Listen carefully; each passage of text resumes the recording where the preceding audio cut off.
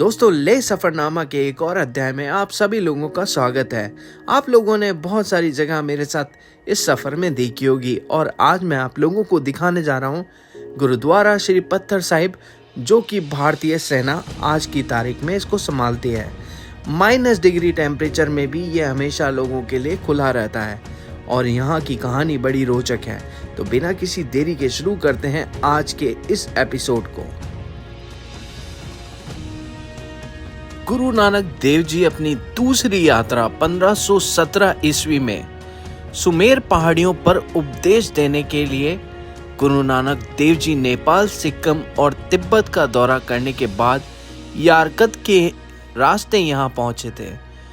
विपरीत पहाड़ी में एक क्रूर राक्षस रहता था जो लोगों को डराता था और उन्हें मारकर खा जाता था। दुखी लोगों की दुर्दशा सुनकर गुरुजी इस स्थान पर पहुंचे और गुरुजी को देखकर राक्षस बहुत क्रोधित हुआ और उसने गुरुजी को मारने की योजना बनाई। एक दिन जब गुरुजी ईश्वर की भक्ति में गहन रूप से लीन थे, राक्षस ने अवसर का फायदा उठाया और गुरुजी पर एक बड़ा पत्थर फेंका ताकि गुरुजी विशाल पत्थर के नीचे दबकर मर जाएं। लेकिन जब सर्वशक्तिमान रक्षा करता है तो कोई भी उसे नहीं मार सकता और उस समय एक असामान्य घटना हुई। जैसे ही विशाल पत्थर गुरुजी को छू गया, यह मोम की भांति हो गया और गुरुजी का शरीर मोम में फंस गया। लेकिन इससे गुरुजी की पूजा पर कोई असर नहीं पड़ा। राक्षस यह आश्वासन देखकर बहुत प्रसन्न हुआ कि गुरुजी मारे गए हैं और पत्थर के पास उतर आया। गुरुजी को जीवित देखकर राक्षस आश्चर्यचकित हुआ और क्रोध में आकर उसने अपने दाहिने पैर से पत्थर पर लात मारी, लेकिन राक्षस का पैर भी मोम में ही फंस गया।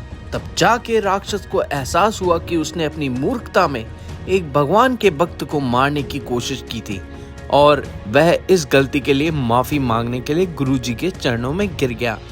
गुरुजी ने अपनी आंखें खोली और राक्षस को बुलाया कि वह अपना शेष जीवन मानवता की सेवा करके बिताए, तभी उसका कल्याण होगा। राक्षस ने गुरुजी की बात मान ली और उसके बाद शांति से रहने लगा। कुछ समय बाद गुरुजी कारगिल के रास्ते कश्मीर चले गए और उसके उपरांत वह पत्थर में बदल गया। आप गुरुद्वारा श्री पत्थर साहिब के अंदर पवित्र पत्थर के दर्शन कर सकते हैं।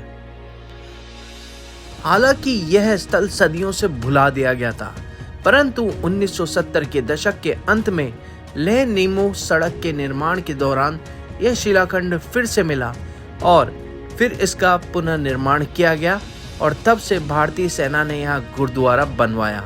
आज भारतीय सेना इस गुरुद्वारे को संभालती है और आगंतुकों का स्वागत करती है। अगर आप ठंड में यहाँ आ रहे हैं, आपको सेवा प्रसाद के रूप में लंगर की भी उचित व्यवस्था मिलती है।